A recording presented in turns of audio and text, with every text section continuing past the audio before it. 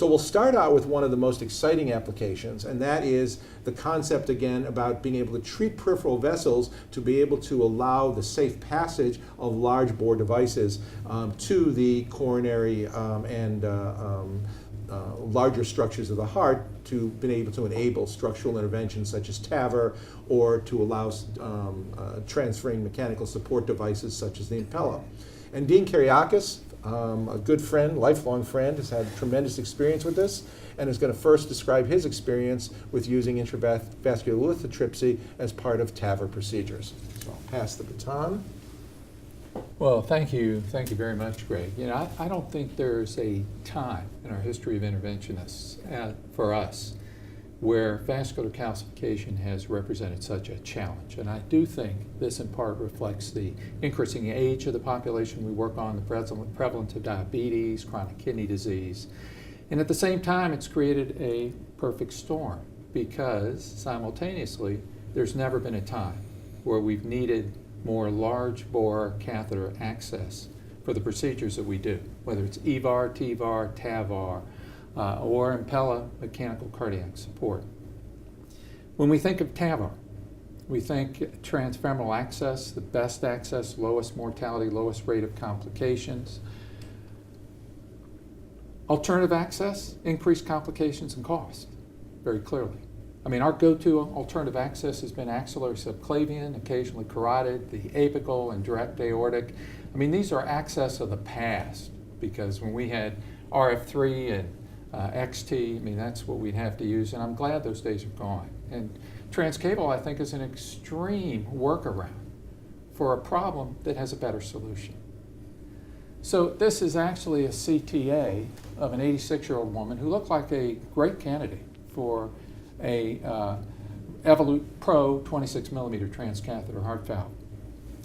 If you think with the currently approved devices in the United States that are 14 to 16 French, probably only about 10% plus minus patients don't have transfemoral access. The most common reason for that is stenosis and particularly calcification. Much lesser frequency is caliber too small. The artery is just too small. Well, this lady looked like a likely candidate. You can see in her right iliac, there's near circumferential dense calcification.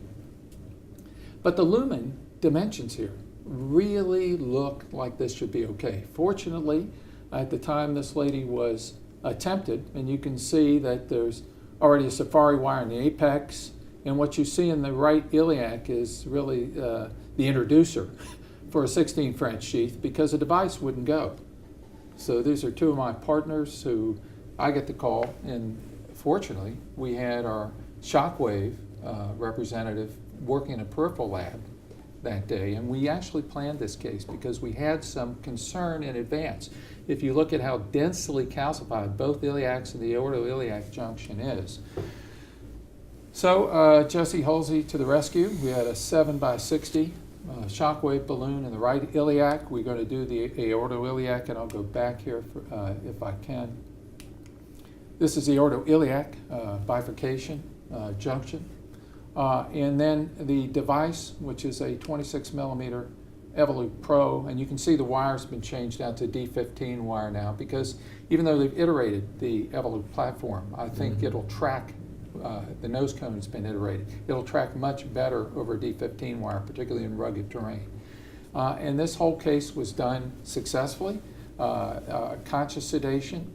Our alternative here would have been to cut her down, do subclavian axillary, probably put her to sleep, mobilize a lot of resources for an 86-year-old woman. And this lady was discharged the next day.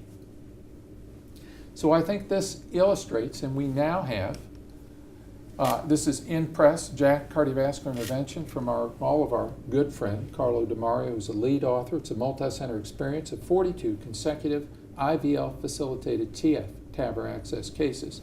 As you can see, 80% of these had common iliac as a target. The average arc of calcium is about 270 degrees, so this is the real deal. 85% of the time, they used a 7x60 shockwave balloon. So that's terrific. This is 100% is successful transfemoral valve delivery. TAVI was performed at the same time as IVL in 100% of the cases. 80% of the time it was a 14 French device, 21% 16 French, and there were 0 perforations, 0 flow-limiting dissections. And 93% of these were closed percutaneously. So this has really, I think, been a major advance to our approach to big bore catheter procedures.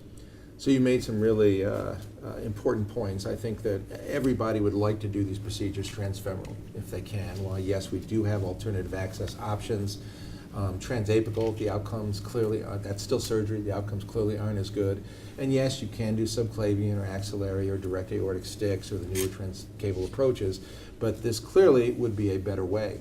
Now my understanding, and correct me if I'm wrong, is these are mostly cases where you actually expect that you could have gotten up, but then when you're doing the case, you actually find that the vessels are more rigid or more ungiving, or the concentric calcification is just not permitting, advancement of 14 or 16 French sheaths, and so then you're pulling the device off, and then it's enabling you to complete the case that otherwise you would have to have a major workaround for. Yeah, no, I think we get them both ways. There are actually Okay. cases we've done since then, that case. That you're planning? We're planning. Okay. We're going to shock wave in order to get access, so it's prospectively planned. Right.